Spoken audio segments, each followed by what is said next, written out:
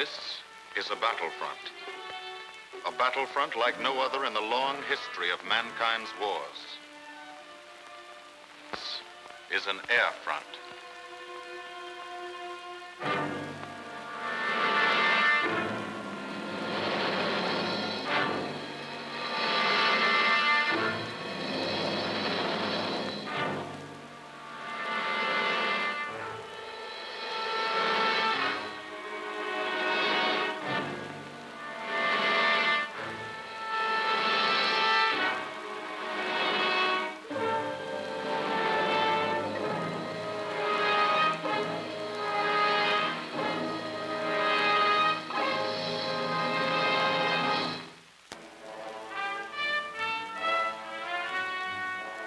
The working day begins, as it will end, with the ground crews, as much a part of the fortress as her wings.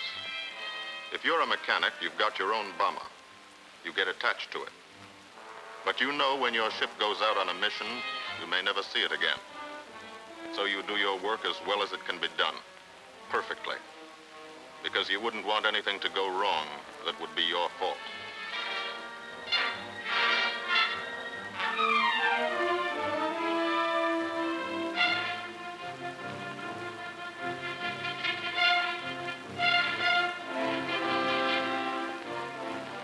Today, the bombs will be taken from these bomb dumps somewhere in England and delivered to specific points in Wilhelmshaven, Germany.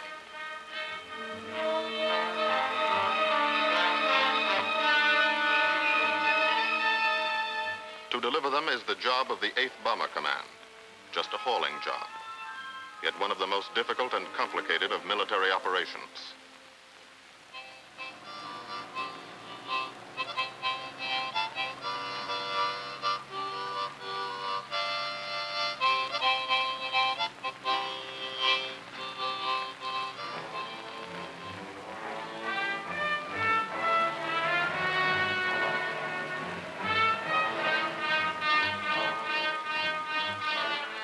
General-purpose demolition bombs.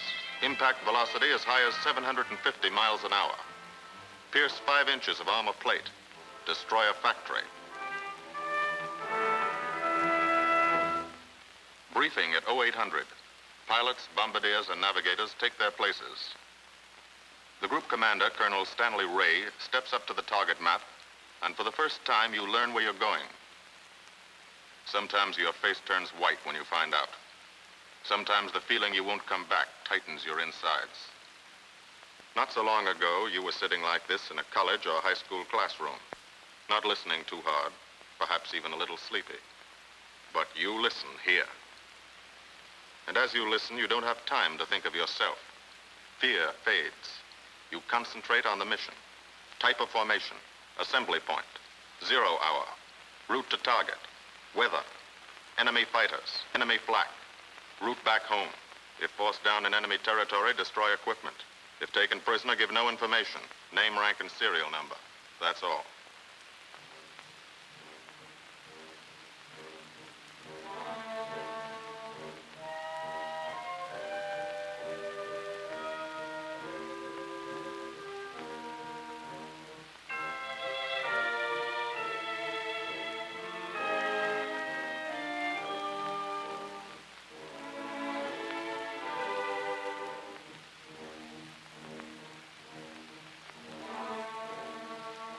These are the passengers with one-way tickets. And this is the crew of the Memphis Belle, 324th Squadron, 91st Heavy Bombardment Group. Just one plane and one crew in one squadron, in one group, of one wing, of one Air Force, out of 15 United States Army Air Forces. Well, fellas, we've never had an easy ride over there yet. And today won't be any different. No escort except unfriendly. So keep your eyes peeled. Don't get excited and yell when you're talking on the intercom. Save your ammunition and make your shots count. And let me know what goes on back there, Quinlan. Yes, sir.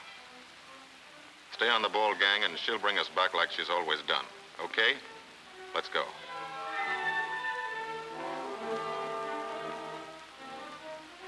They have completed 24 missions in this, the toughest theater of air war, the big league of sky fighting. Their experience is priceless. And so, if the Memphis Belle comes back this afternoon, they will be sent to bring the vital lessons they have learned to thousands of aircrew men in training at home. Home is America.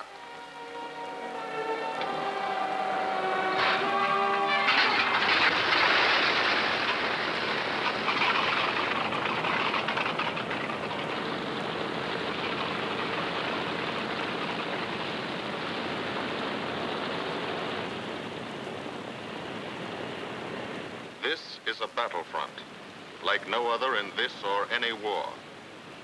No monster armies, no booming cannon. Only the roaring engine sound of the bombers pounding through the quiet English countryside.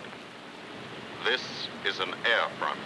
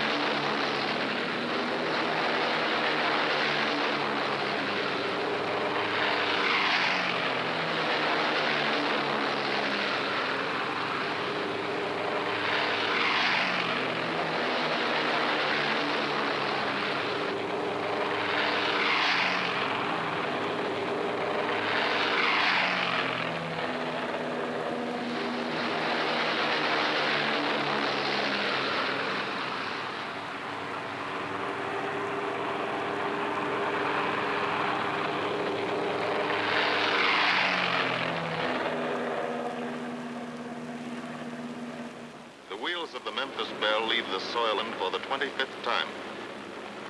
The friendly soil of England, with its ordered farms and rural hamlets, its country estates surrounded by formal gardens and well-kept parks. These Americans knew only from the classics they had to read in school.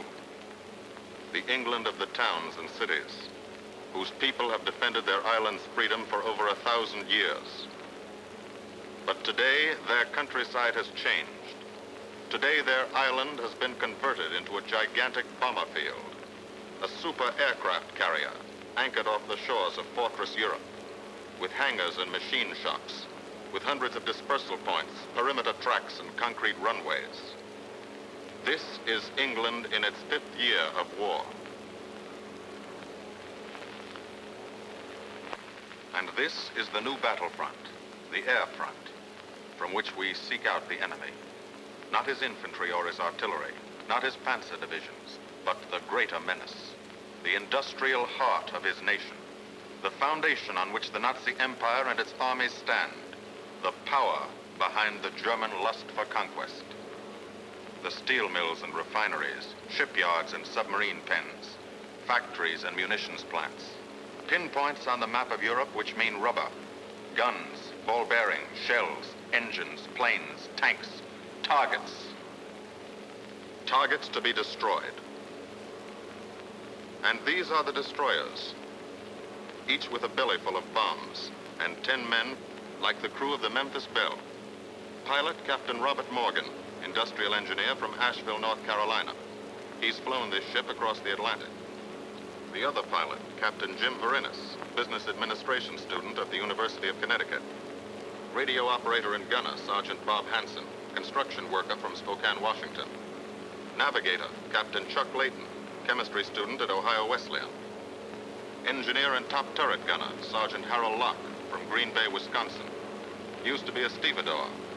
Besides keeping the Belle in order, he covers the sky above. Tail gunner, Sergeant John Quinlan of Yonkers, New York.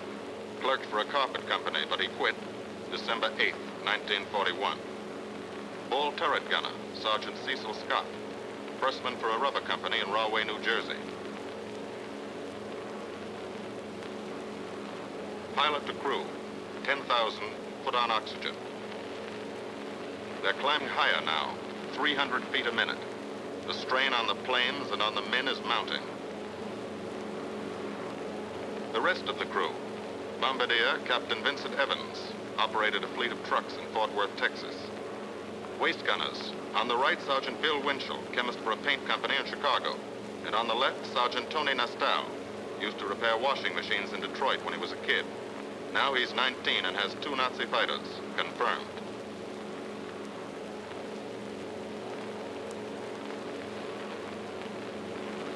It takes all of a pilot's strength to keep a 30-ton fortress in tight formation. But the formation is the bomber's best defense against enemy fighters.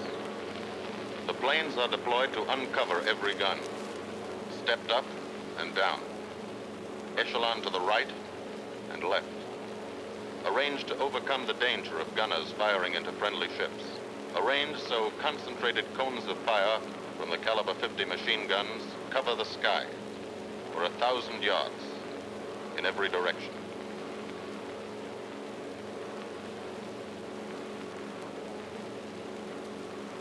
The friendly coast of England slips by below.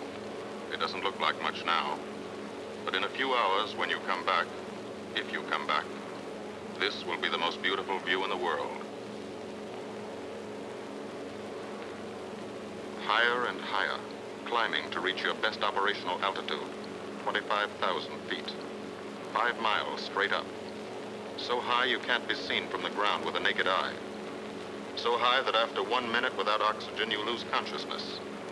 After 20 minutes, you're dead.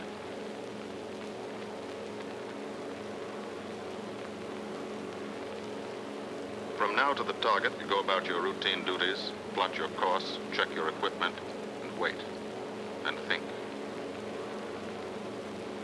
Higher and colder.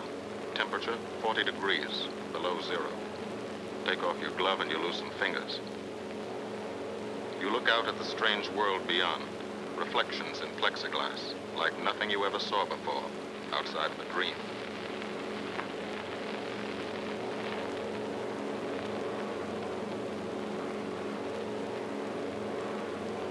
Higher and higher into the lifeless stratosphere, until the exhaust of the engines mixing with the cold, thin air condenses and streams the heavens with vapor trails.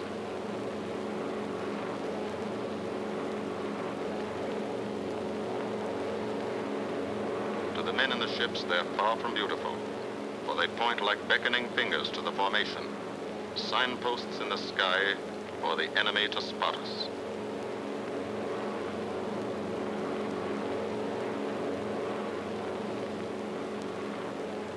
For these bombers to accomplish their mission, a plan is needed. Carefully worked out, timed to the minute. The job is to bomb Wilhelmshaven effectively and economically. The enemy is strong, skillful, determined to stop us. Here are his defenses. Airdromes, well dispersed. Each plane indicates a stoppel or squadron of fighters. Heavy anti-aircraft, highly trained and accurate, all along the coast and defending his vital installations. Radar to warn him of our coming. Here is our plan to divide his defenses and weaken his opposition. At 13:30 hours, shortly after takeoff, 6 groups of planes will be heading toward the enemy coast from 6 directions. The Blue Force, 100 B-24 Liberator 4-engine bombers. The White Force, 300 B-17 Flying Fortresses. The Green Force, 300 B-17s with an escort of 6 squadrons of P-47 Thunderbolts. A force of B-26 Marauders, twin-engine medium bombers, with 6 squadrons of RAF Spitfires escorting, almost 1,000 planes and over 8,000 men in the air. The enemy alerts all his airdromes. But which is our main force? What are our targets? Where should the Nazi controllers send their fighters? It's our job to make them guess, and guess wrong. A half hour later, at 1400 hours, the Blue Force will be heading east across the North Sea with the White Force following. These enemy fighters are tied down, waiting to meet them, and will not be able to attack the Green Force. These fighters must come up to attack the Green Force, and thus will be no threat to the Blue and White Forces. The B-26s and Spitfires will bomb and strafe a key rail junction, diverting these 6 Staffeln and preventing the enemy from concentrating too many fighters on the Green Force, which is scheduled to bomb an aircraft factory at Hanover. At 1430 hours, the Blue Force will threaten this entire coastal area of northwestern Germany. Which target will it be? Flensburg? The Kiel Canal? Or will it turn suddenly and bomb Hamburg, Wegesack, or Emden? Actually, it carries no bombs at all. It's a decoy and keeps the fighters from the northern area busy while the White Force, the main effort, heads for the submarine pens of Wilhelmshaven. At 1500 hours, while the White Force is over its target, only a fraction of the available German fighter strength of the area can intercept it. Because of the Blue Force diversion and the simultaneous bombing of Hanover by the Green Force. This is the plan of battle for today, drawn up by the Combined Operations Planning Committee and approved by the Commanding General. The White Force, lead group, low squadron. We've crossed the invisible line of enemy radar. The Hun is expecting us.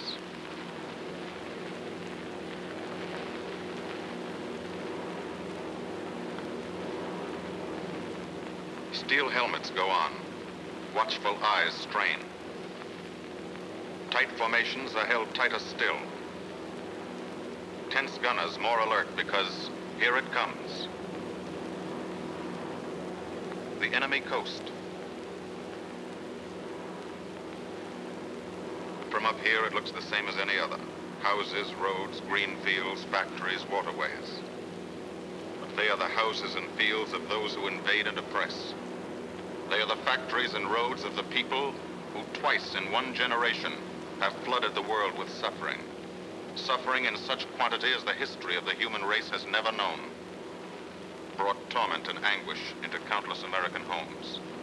Gold stars and telegrams from the War Department.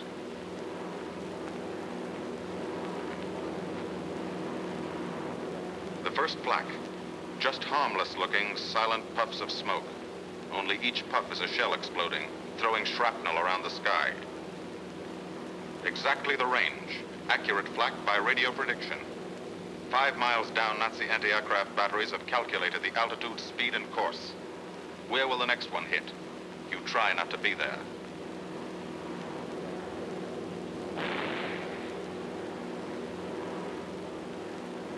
The docks and submarine pens of Wilhelmshaven.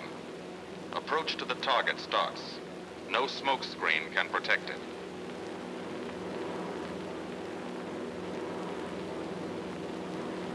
Now the enemy knows the path of your approach and walls that path with a flak barrage, but you fly right through it. Flak so thick you can get out and walk on it.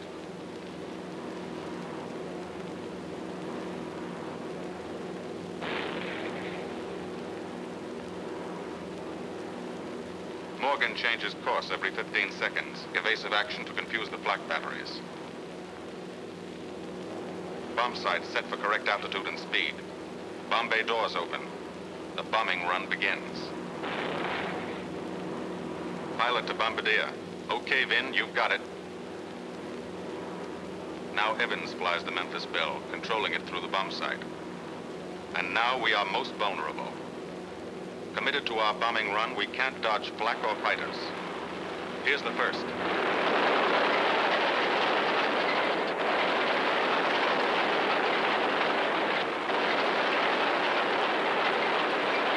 Top turret fires at him.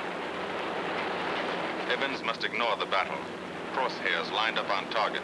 Adjustments for wind drift made. 2 more fighters diving from 9 o'clock. Flak now has the range too. They've hit this fort, but he keeps on his bombing run.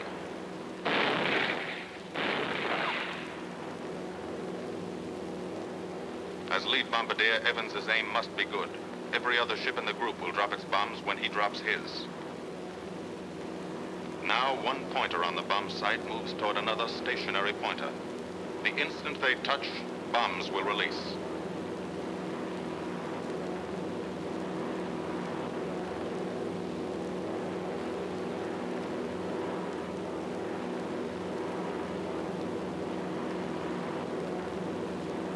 They touch. Bombs away.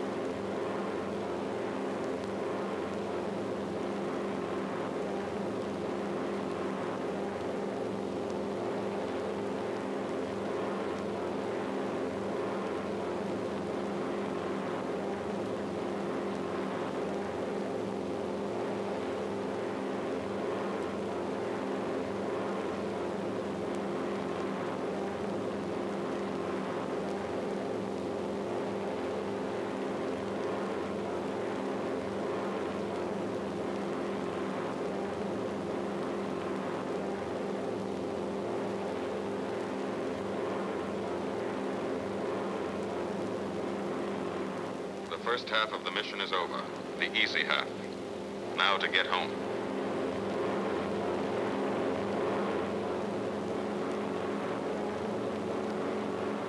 The flak stops. That means fighters out there somewhere. A staffel lurking behind that cloud, or hiding up in the sun where the glare blinds you, and you can't see them, waiting to dive down on you. Fighters at 6 o'clock. This is what a gunner sees. A speck in the sky. That's a fighter. And then a blink. That means he's firing at you. 2,300 rounds a minute.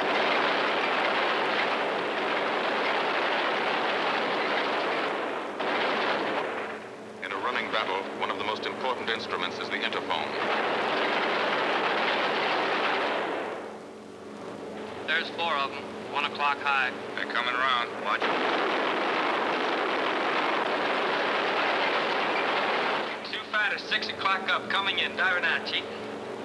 B-17 in trouble out at 2 o'clock, watching. Got an engine on fire.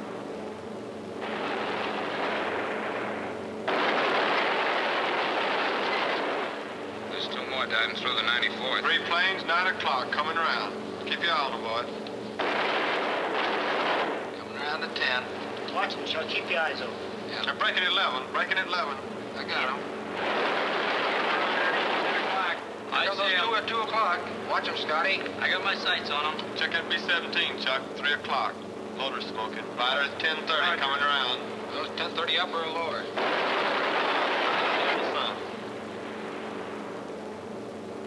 B-17 out of control at 3 o'clock.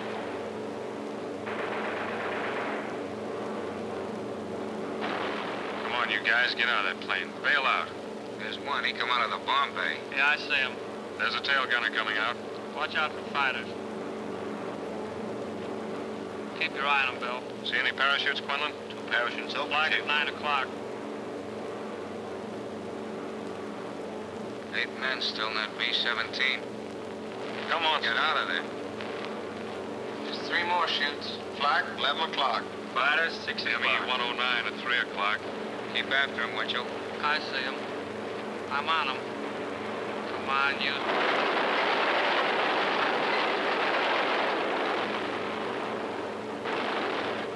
I got him. Quinlan, confirm that fighter. He got him, Chief. Look, he's bailing out. Don't yell on that intercom. Fighters, 10 o'clock. Watch those 2 at 12, Ben. They're coming in. They're coming in, Scotty. Get that ball turret on him. Save the ammunition as much as possible.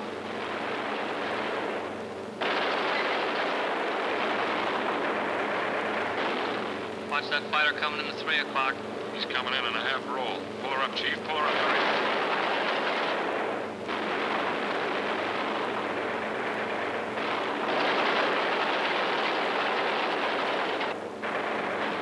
This fortress is hurt.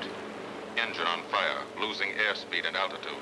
Drifting into the flak, alone and helpless. A straggler. In a minute, Nazi fighters will swarm in like buzzards for the kill. You can watch, but you can't go down to help. You keep your formation.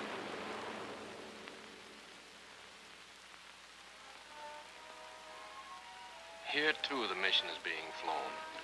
Nonetheless real for being in the minds and hearts of these men behind. Ask anybody who's been to a field in England, or anywhere else our bombers are based, and he'll tell you that there's drama here, too. Waiting to see who's coming back.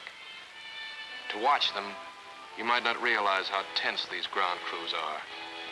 But they are tense, and plenty worried. In Air Force talk, this waiting is known as sweating a mission. These men know the flight plan. Their watches told them when the bombers were running into enemy flak, when they were over the target, when they left the enemy coast. And now their watches tell them the bombers should be nearing the field. Every ear strains for the first sound of the engines. And then somebody hears them. And somebody sees the first faint specks in the distant sky.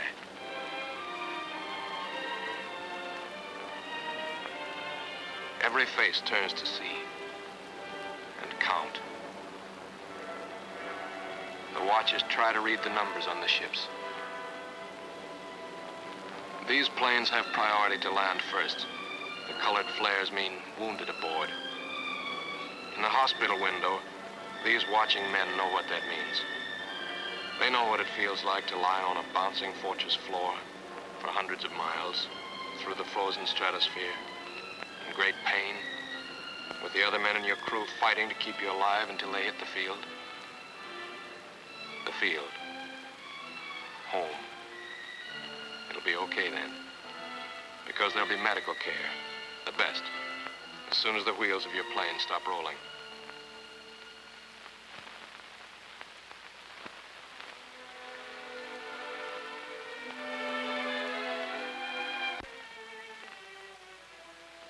.20-millimeter cannon shell exploded in his radio compartment. Shock. Internal injuries.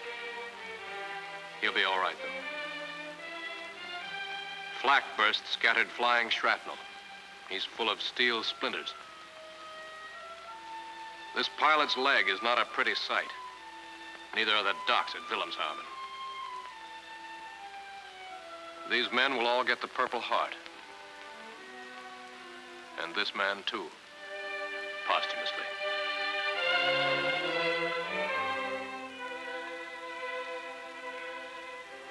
A transfusion right in the plane. This gunner's too weak to be moved. The new life-giving blood flowing into his veins might be the blood of a high school girl in Des Moines, a miner in Alabama, a movie star in Hollywood, or it might be your blood. Whosever it is, thanks. 36 planes left this field this morning. Now 6 more arrived. That makes 20 home. And this one's 21. More wounded aboard.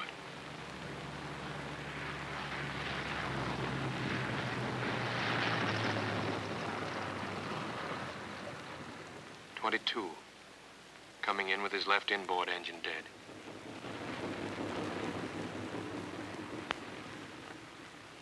.23, with a feathered prop on his left outboard engine. .24, Southern Comfort, with a chunk of tail gone. .25, they flew home on their luck. .26, Not a scratch. The control tower learns that 2 more landed at a British field to the south. 1 a crash landing, crew safe. That makes 28. 29. A rough landing, but her pilot's badly hurt. It's a wonder he brought her back at all. 29 planes back, so far. 29 out of 36. Our losses were heavy, but the enemy's were far heavier. We destroyed a German aircraft factory, a rail junction, submarine pens, docks, and harbor installations. That's specific, known damage. But who can tell the number of German torpedoes that will not be fired, the number of our convoys that will get through now, the soldiers' and seamen's lives that will be saved, or the battles that will be won instead of lost because of what these bombers and airmen did today.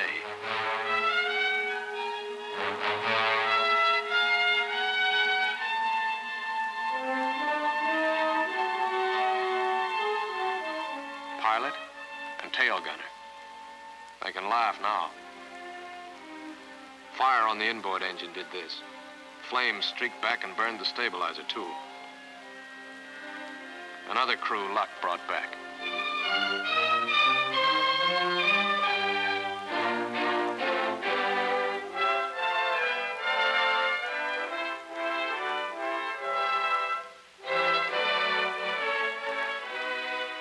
Here's old Bill. A pretty good airplane when it took off.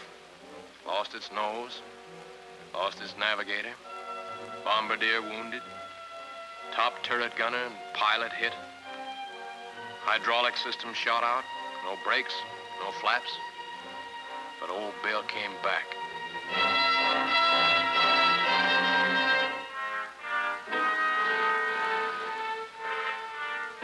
Now, among the returned crew members, talk flows like a river, talking out every detail of the mission.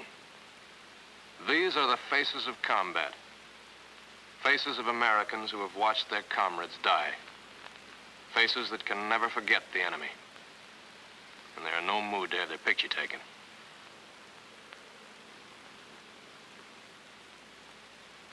In the control tower, Colonel Ray, the group CO, is still watching and waiting.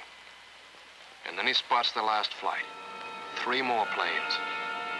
And one of them is the ship everyone has been pulling for. The Memphis Belle. The last few miles of this trip have been a joyride. The strain is over. They can leave their guns now. Now they know they're going to go home. To Spokane, Green Bay, Asheville, Detroit, Chicago, Fort Worth, and Yonkers.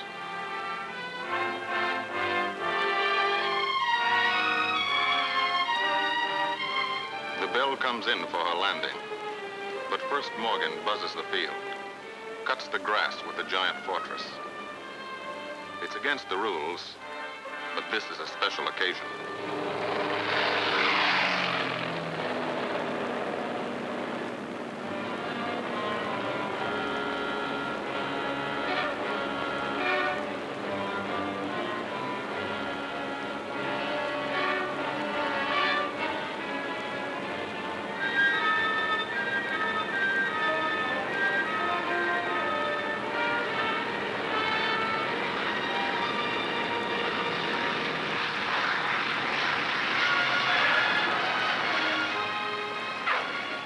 Of the Memphis Belle come back to the soil of England for the 25th time.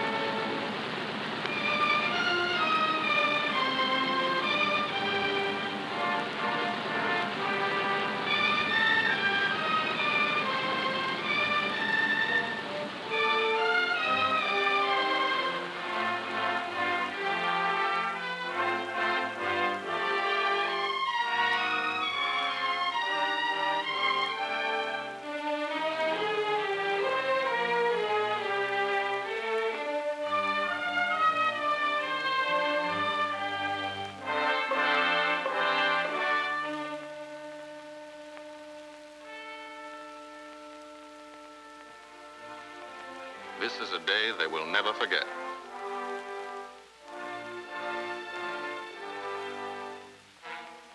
Another great day soon after, Brigadier General Hansel visited the field and presented the Distinguished Flying Cross to every member of the crew.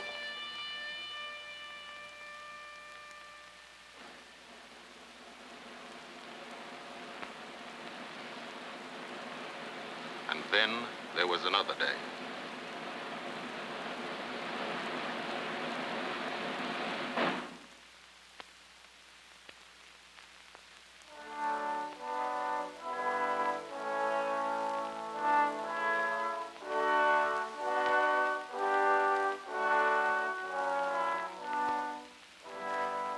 Their Majesties, the King and Queen of England.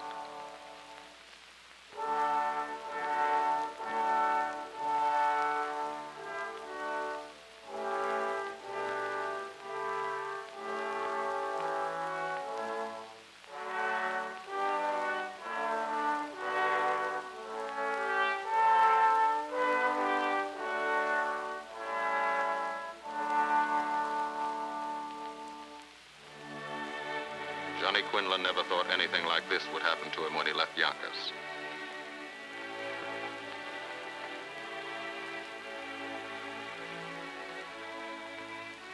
The ground crew were a little self-conscious about being dressed in fatigues, but the Queen thought they were very nice.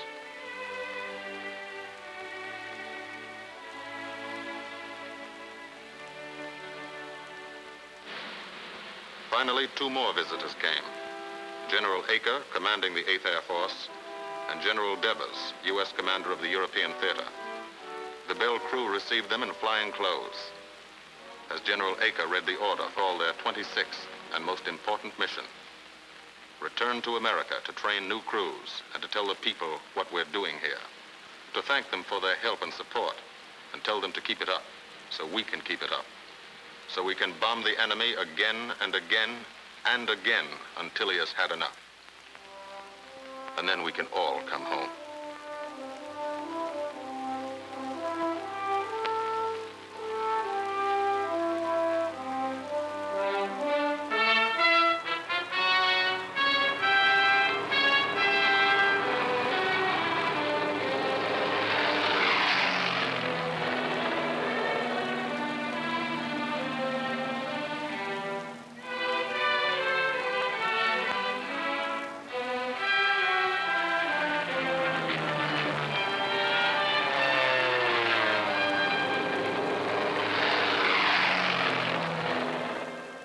The 8th Air Force, who are now flying deep into Germany, bringing destruction to targets almost 1,000 miles from their bases. Destruction like this. And who have never once been turned back by the enemy.